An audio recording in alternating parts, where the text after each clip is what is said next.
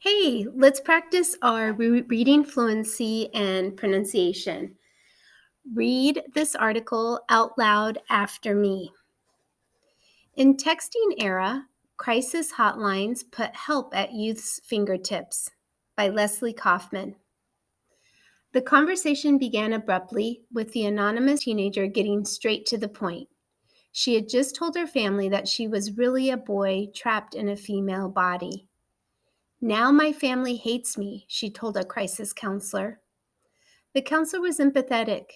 She asked for more detail about the family, offered encouragement, and provided the name of a local support group.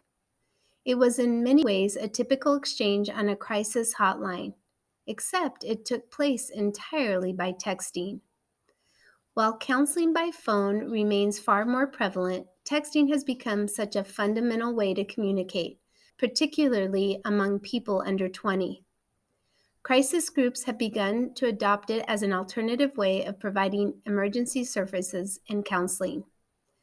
Texting provides privacy that can be crucial if a person feels threatened by someone near him or her, counselors say. It also looks more natural if the teenager's in public. They can still look cool to their friends or peers while receiving assistance that they are in desperate need of, said Jerry Weishman. Weishman is a clinical psychologist in Newport Beach, California, who deals with adolescent issues. The adoption of texting extends beyond just crisis groups. By May 2014, the four largest phone companies had promised to make its technology possible to text 911 anywhere in the country. It is also possible to reach broader organizations like the National Dating Abuse Helpline by text. Crisis Text Line, a nonprofit based in New York, started offering text counseling in August of 2013, delivering services through partnerships with 6 separate hotlines across the country. Since then, the group says it has exchanged nearly 1 million texts with 19,000 teenagers. Dr. Weishman, the psychologist, said that with texting, teenagers could keep their conversations and can review them at a later date. Nancy Lublin, the founder of the Crisis Text Line, said her group had received messages from distressed teenagers who were in the same room with their abusers, who might not have reached out by phone. Often, Ms. Lublin said, Crisis Text Line's job is to help the texter find support close to home. Ms. Lublin said text also provided real-time information that showed patterns for people in crisis. This spring, Crisis Text Line intends to make the data available to the public. My dream, Ms. Lublin said, is that public health officials will use this data and tailor public policy solutions around it. The idea for Crisis Text Line began 2 years ago when the main nonprofit organization run by Ms. Lublin, DoSomething.org, which encourages teenagers to get involved in causes like animal cruelty, received a chilling text about abuse. Although Do Something regularly communicates with its members by text, it had no crisis capabilities. Legally, Do Something was allowed to text back a hotline phone number, but no more. It never heard back. After spending weeks sleepless with worry, Miss Lublin decided that if teenagers were in a threatening situation and wanted to text with a counselor instead of talk, there should be a way. She started fundraising and hired a team of programmers who toured hotline centers. People texting for help receive the same services as those calling in, but the interaction plays out much differently, crisis experts say.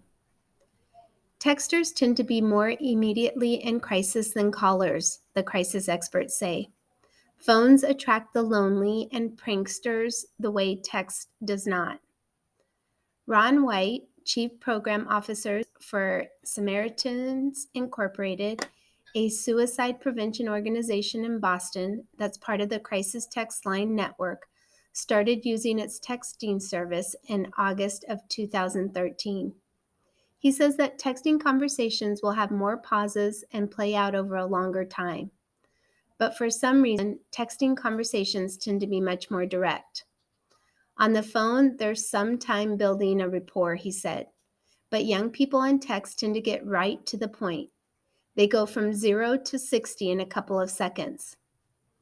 Beta Momtaz, who has worked both the phone and text hotlines for Samaritan, says that she prefers texting because she thinks it's the way teenagers most like to communicate. Still, she said, there are challenges. On the phone, you have the ability to moderate what you're saying with your tone, she said. With text for me, when I started doing it, I had to think about my words and how to say something a little more softly. Also, she said, resolution can be more confusing. With text, they can disappear a lot more easily than the phone, Ms. Momtaz said. People rarely end a phone call by randomly hanging up. That said, with texting, a conversation is never really over. The minute the texter writes back, whether it is an hour later or a week later, the system will automatically pull up the previous messages for the counselor on duty. Then they can begin again. Texting for safety. In 2014, the Federal Communications Commission announced that cell phone companies must allow customers to contact 911 by text. Text to 911 could help those in too much danger to make a phone call, but some people wonder about its effectiveness. 911 centers have a hard time getting accurate locations from texters. As of August 2014, only 2% of 911 emergency centers in the country were prepared to take text messages. Lawmakers argue that forcing text messaging software to have location information could lead to privacy issues. However, within 12 months of the ruling, 12 states started using text to 911. It looks like emergency texting is here to stay.